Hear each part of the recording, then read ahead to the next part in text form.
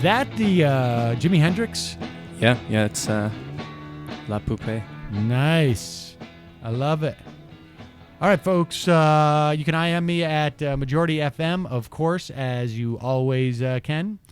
A great story in the New York Times about earmarks.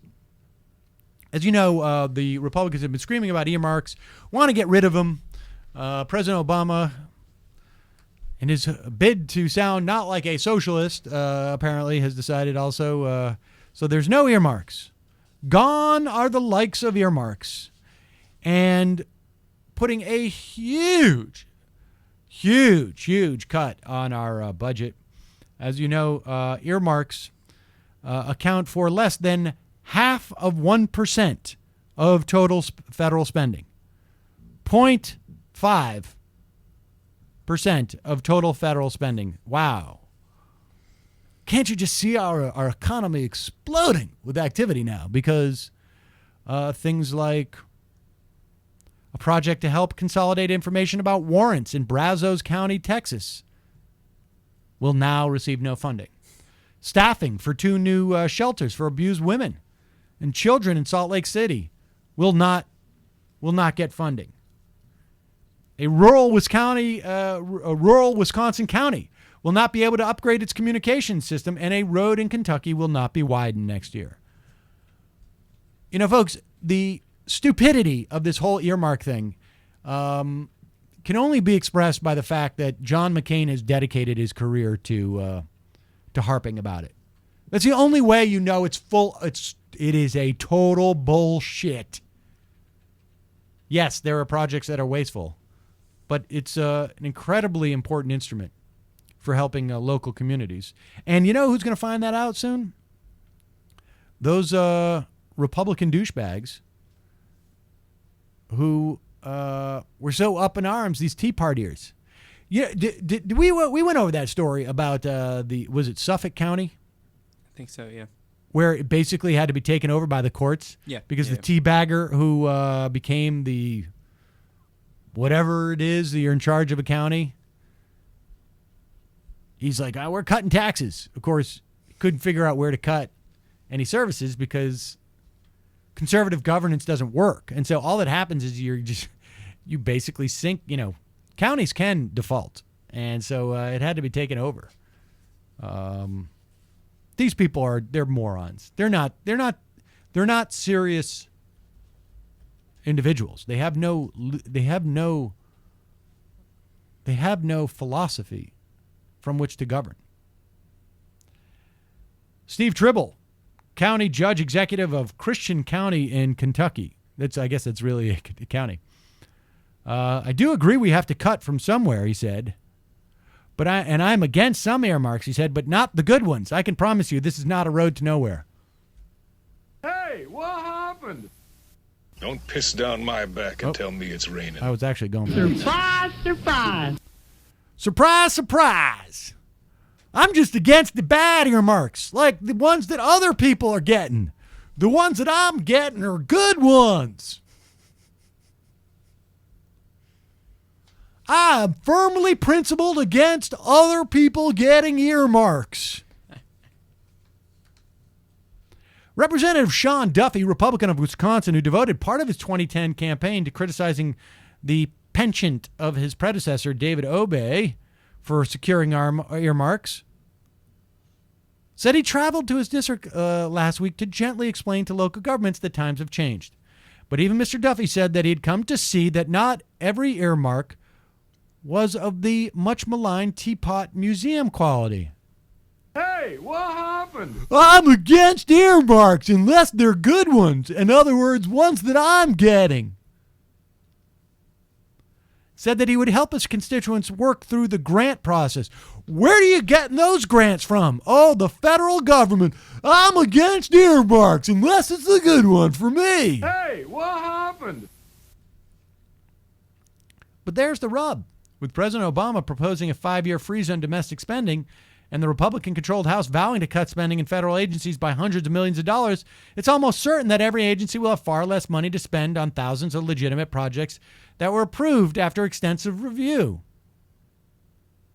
The result, scores of lawmakers are going to find themselves explaining to people back home why their bridges will not be finished, their rape victim programs canceled before they started, their federal requirements ignored. As Miss Fitzgerald said of Miss Duffy, Mr. Duffy, he's definitely going to hear from us. So what are localities going to do to make up the difference? They're going to raise your property taxes.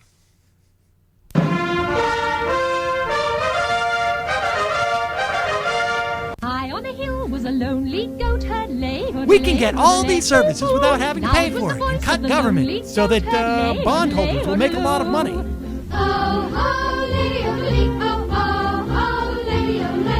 We'll be able to cut government and never have to pay back for Social Security. We'll never have to pay taxes again. Free market. Come with me, and you'll be in a world of pure imagination. This is the Libertarian theme song. You know, I go on that Radigan show a lot of times with Tim Carney, who is with the Washington Examiner. Went to that Koch brothers thing in Palm Springs. He's written some pieces about it. I haven't read it yet. Very nice guy. Very nice guy. And like I say about all libertarians, you cannot find two libertarians who, if you ask them about their policies and talk to them for more than 4 minutes, 3 minutes, will agree with another libertarian. They all love a overarching rubric of libertarianism, but it's meaningless. Because being a libertarian simply means I'm going to draw the line in terms of what government should do based upon what my biases are and say that's a principle. Rather than admitting that we all draw the line somewhere and that we need to actually justify these not based on principle, but on results. This is the classic debate between things like realist movements and classical movements. You see this in the law, where legal critical realist legal thinkers say we have to look at the implications of a law and use that as part of the arguments. Because if we don't look at results in any way, we're just operating in a fantasy world of in a vacuum. And classicists will say, no, that's wrong. We shouldn't look at the results of the law or the implications of a law or what effects it will have, which of course is bullshit, because the way that they formulate their arguments in the first place is that they do that formulation of what will happen if this law passes, and then they just simply pretend we never had that conversation. So that's how you can have Scalia and Thomas vote to stop the counting in Florida. Oh, we don't want to prejudice against about George Bush. And we want George Bush to win. But we're not considering that. Well, of course they are.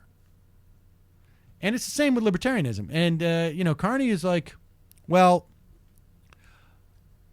libertarians don't understand that property rights are, as soon as the government gets involved in securing property rights, then there really is no free market. But we should start a free market after that. I'm like, well, but how far after that? The roads? Constitution only says post roads. So as long as we're delivering the mail, we don't need massive highways. But we need it for trucks. We need it for commerce. No free market there. Right? I mean, because government stepping in and providing what is needed and to transport workers, to whose benefit is this? What if our society was completely structured in a different way? What if business interests weren't able to give us roads? What if business interests didn't have the power to overcome the business interests of the trains? Or what if trains were all nationalized? And we didn't have this huge highway infrastructure, which is all for the sake of commerce. I mean, it goes on and on like this.